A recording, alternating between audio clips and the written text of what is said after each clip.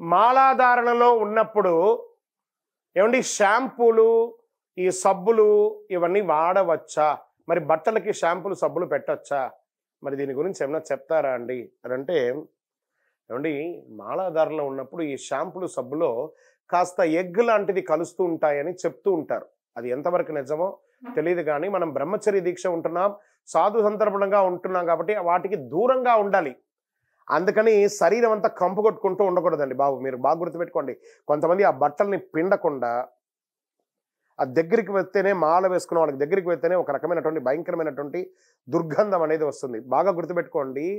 మనలో అయ్యప్ప ఉన్నాడు. సాక్షాత్ అయ్యప్ప ఉన్నాడు అనేది గుర్తుపెట్టుకోవాలి. మీరు దీక్ష తీసుకున్నప్పుడు మీలో అయ్యప్ప ఉంటే శుభ్రంగా ఉండాలి అన్నారు కానీ సోకులు చేసుకోమని చెప్పలేదు.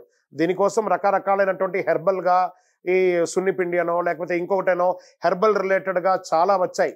వాటన్నిటిని కూడా డాక్టర్లు చెప్పినటువంటి వాటిని కొంతమంది స్కిన్ ప్రాబ్లం ఉన్న వాళ్ళందరికీ వీళ్ళందరికీ ఉన్నాయి కాబట్టి డాక్టర్లు ఎలా చెప్తారో ఇది కోవిడ్‌కి ముందు ఒక రకంగా, ఇప్పుడు కోవిడ్ తర్వాత ఒక రకంగా ఉన్నాం. ఇప్పుడు మనం డాక్టర్ల యొక్క పరిధిలో పడిపోయాం కాబట్టి మీ డాక్టర్స్ మీకు ఎలా చెప్తే మీ శరీర సౌష్ఠ్యానికి ఎలా ఉండాలనుకుంటే అలా ఉంటూ చక్కగా దీక్ష చెయ్యండి.